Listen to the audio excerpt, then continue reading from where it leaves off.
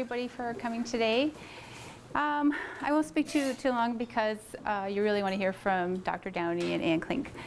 Childcan is in our 45th year of operation. We are a grassroots organization and we meet with every one of our families, and we stick by their side from the time of diagnosis to the end of treatment or through to bereavement. We help with everyday costs. We help with parking passes, inpatient meal vouchers. We have an emergency financial assistance fund for our families to access. We help with bereavement costs, and our latest programs is the volunteer tutoring program, which really our parents were asking over and over for that support. So Jackie took the lead on that. Thank you, Jackie, and our parents are so grateful for that program. I'm gonna, at this time, turn it over to Ann and Dr. Downey.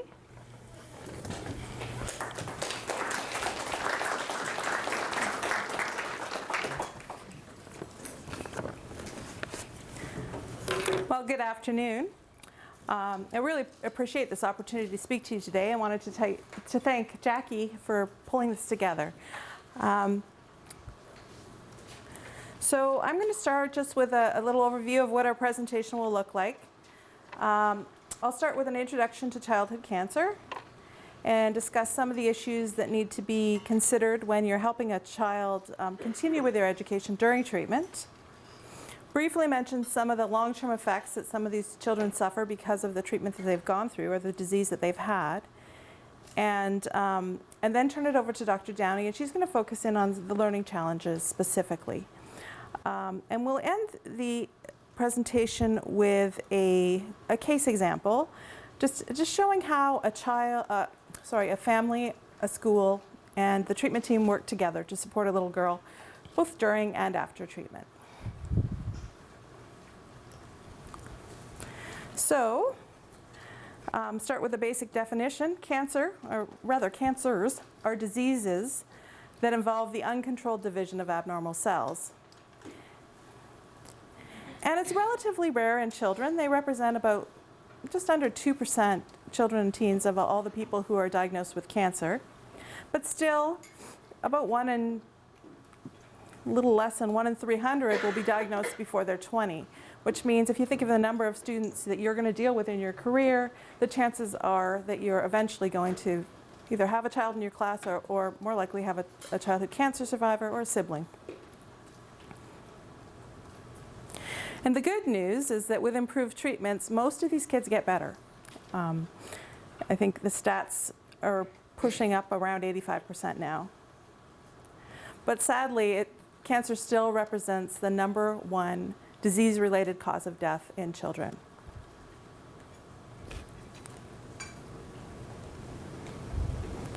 And childhood cancer is very different from adult cancer, and I would imagine a number of you would have experience with adult cancer in some way in this room. And first of all, they just get different diseases, usually. So these are the most common things that we see in children, leukemia being the sort of the top one there, so blood cancers. And with adults, those are the most common. So very, very different picture of treatment types or cancer types. And there are other ways that childhood cancer is different as well.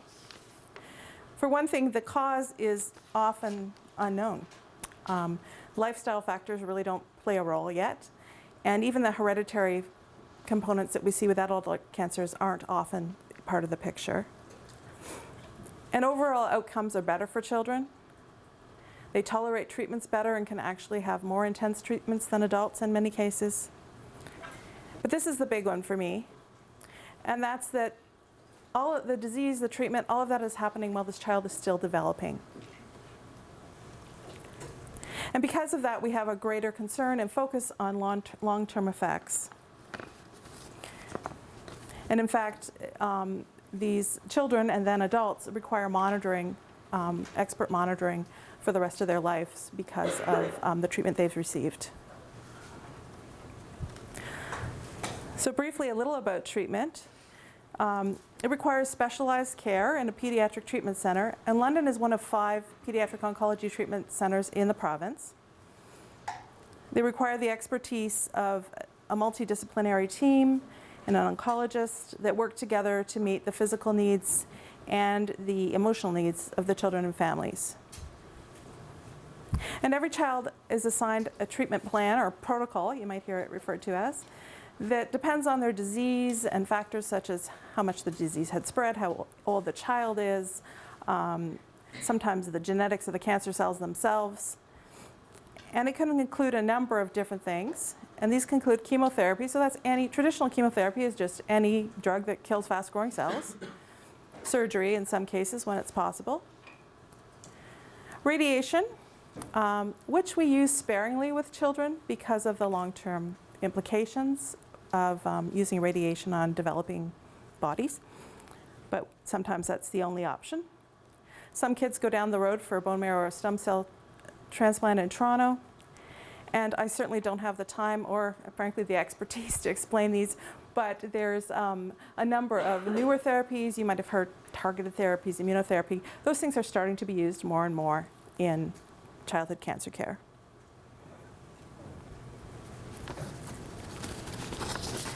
But the intense treatment and the disease itself can present a lot of physical challenges for kids. And you probably will recognize some of these as side effects that we think of when we think of childhood cancer. A lot of them are caused because the traditional chemotherapies, which most kids get, are attacking fast-dividing cells, and we have lots of other fast-dividing cells in our body that are affected. And sometimes we can counteract some of these things with other supportive care. So there's injections that help the immune system recover, for example, or anti-nausea meds that can be helpful. And some children, though, also have either short-term or long-term physical challenges related to the treatment. And a good example of that would be a child with a brain tumor who may have motor coordination difficulties or vision loss related to where the tumor was. And if you don't remember anything else today, remember this. So basically, it's really important to know that we can have the whole plan, we can have what typically happens, and at the beginning when I meet with teachers I can say this is how it usually looks, but the reality is this is unpredictable stuff and unexpected things happen. And of course there's quite an emotional impact for everybody involved. For the family, diagnosis is really a crisis. And if you think about it, a lot of parents describe it as an emotional roller coaster with just every feeling you can think of. But fundamentally, a family is grieving the loss of that healthy child and facing the uncertainty of a life-threatening situation. But most of the time, after a period of adjustment, families do adjust. I'm always struck by the resilience of people. And we often refer to it as finding a new normal during treatment. Although, as more than one parent has pointed out, there's really nothing normal about it. So when we look through the lens of family-centered care, which is something we really try to do in pediatric treatment centers, you can see how it affects the whole family. And some of those are just practical considerations. Life has to kind of be adjusted to revolve around the treatments and the child's health. Really hard to make plans. I think it's about 60% of our families live over an hour from the treatment center, which means there's a lot of dividing and conquering among parents, with one at home, one in the hospital. Financial stress is very real. These are young families, and they take a financial hit. Parents have to learn a whole lot of care needs. Learning how to parenting a child with cancer, to parent a child with cancer involves a terminology, a language. It involves forming relationships, trusting relationships with a whole team of strangers at a time when you're not really at your best. And of course, there's coping with all the procedures, the child directly, but the parents also bear witness to that, which can be quite distressing. And distressing because it's, I think our natural instinct as parents is to protect our children.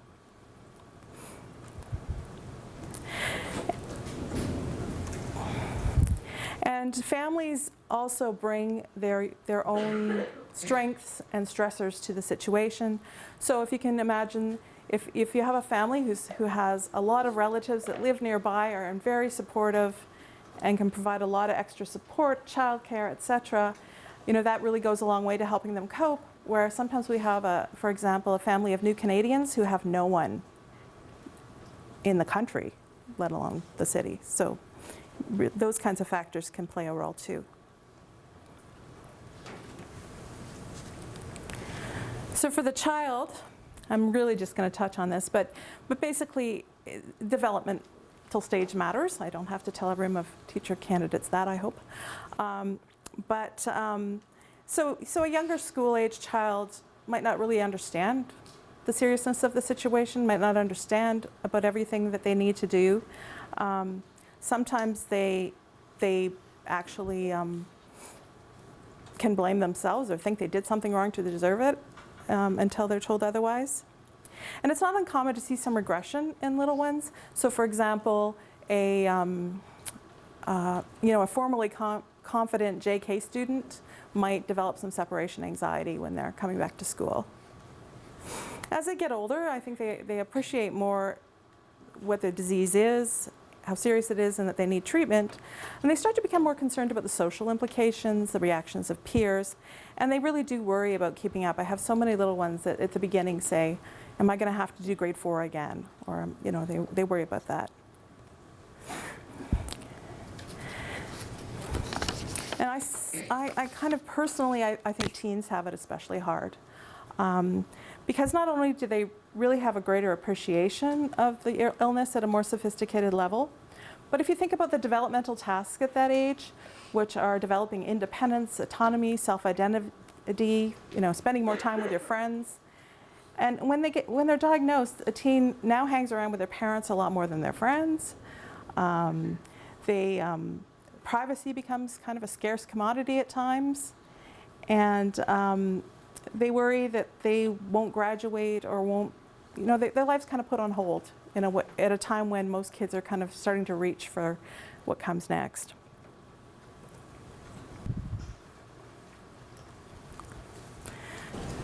And I don't want to leave out the siblings, because siblings often do feel left out. And just because, family life shifts, the focus changes. Even very young siblings can feel, may not have a good understanding of what's going on, but they have a good understanding that their world's being rocked. Might be dealing with other caregivers, increased expectations for older kids. And I think school, though, can often be the most normal and stable part of that child's life, and teachers can do a lot to support that child. And again, it affects the whole school community. It's normal for teachers to grieve as well. And they may have apprehension about how to support the child, the family, the classmates, et cetera, during this situation. And I think the reality is, because childhood cancer is relatively unusual, by the end of this talk today, you are going to know more than the average teacher about this. Kids, of course, the other children are affected, and they often have incomplete information, which is sometimes worse than actually having all the information. And other families in the school community might have questions and concerns, and this can really present a privacy issue for administrators. And it's important to think that to consider people's personal experiences in this. So, for example, often in junior kindergarten and kindergarten, they really don't have a clue. But if you had a child who's just lost grandpa from cancer, they're going to be at a whole different place than the classmates. So what about school? Well, what I wanted to do here was just challenge a few assumptions, and these are statements I often hear or sometimes hear from administrators and teachers early on. And the first is that school doesn't matter right now. And I would argue that, obviously in that first crisis phase, no, but it matters sooner than you think. I sometimes meet kids before they have their formal diagnosis, especially teens, because they're already worried about what to do about school. We know they have cancer, we just don't know the details yet. You shouldn't be at school with all those germs. Well, the doctor advises on that. There are some kids that aren't at school because of all those germs, but most of them can be. We'll catch them up on their schoolwork later. Don't worry about their schoolwork now. And I think children have a right to continue to develop and learn as much as they can during treatment. And when we talk about some of the long-term effects, adding absenteeism and not attending and everything to it, it's really important they have the opportunities that they can. We don't want to scare the other children by talking about cancer. Well, they're heard. They're going to hear. And better that they get a consistent age-appropriate message than put together the pieces they have heard. And children can be so cruel. And honestly, my experience is kids can be amazingly kind too. And some parents will point out that their kids have had more inappropriate things said by adults than other children sometimes. And it's such a learning opportunity for what do you do when somebody's really sick? I mean, a lot of us don't know what to do. So, preaching to the choir here about why school is important. Obviously, lots of development happens. It really is what kids do. But it's especially important for children with cancer because if you think about it, it's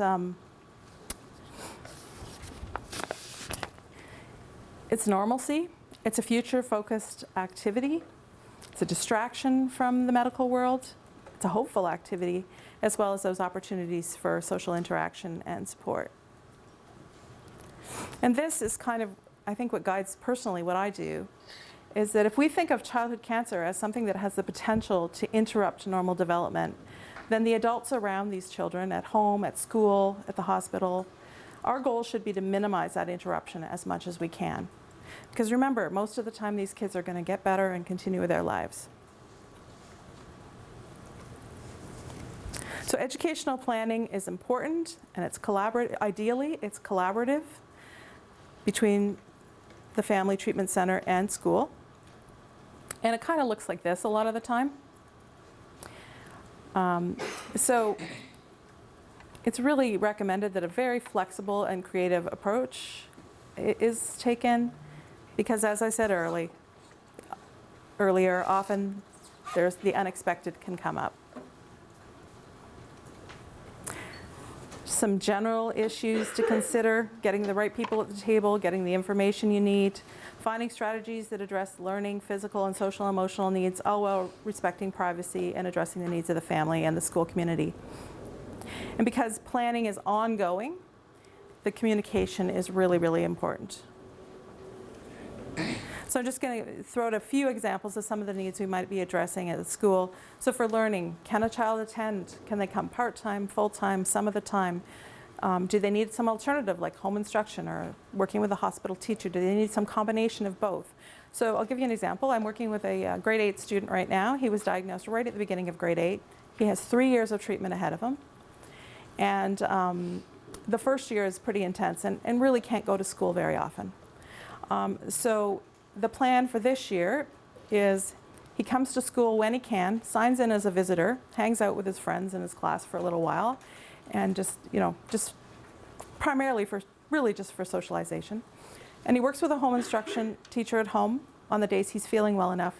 And they're just focusing on math because they're thinking when he gets to grade 9 next year, not having those basic grade 8 math concepts is really going to be problematic. So that works for him.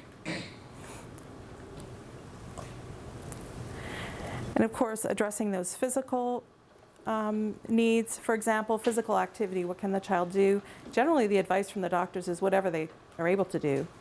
It's pretty self-limiting, and so taking the lead from them.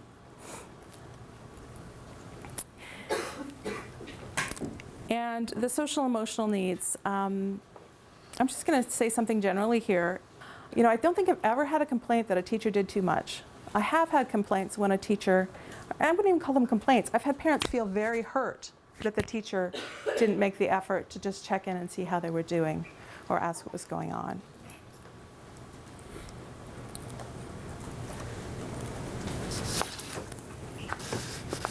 So I'd like to be able to tell you that after childhood cancer, everything just goes back to normal and life is good. But that's not always the way it works. And first, it takes time for parents to adjust and families to adjust to that post-treatment life. One parent said it like this: and it's always stuck with me. She said, "When my child got cancer, it was if he was drowning, and you threw him a life preserver, and now you're taking it away to see if he can swim on his own." You know, that's terrifying as a parent. And secondly, treatment places kids at risk for long-term effects. It's estimated that 60% of cancer survivors will have at least one long-term challenge related to their treatment. 60%. And these are some of the ones that we see and that we monitor for in our long-term effect clinics, or long-term follow-up clinics. And as you can see, that top group there can have huge implications for school functioning. But it is important to know that risks are dependent on the treatment and other factors. Some children are especially risk for challenges. And that some of these problems arise much later. I mean, we don't worry about fertility in an 8-year-old, but when you're 25 and want to start a family, that's an issue. So I'm going to turn things over to Dr. Downey now, who's going to speak to you about some of the learning challenges.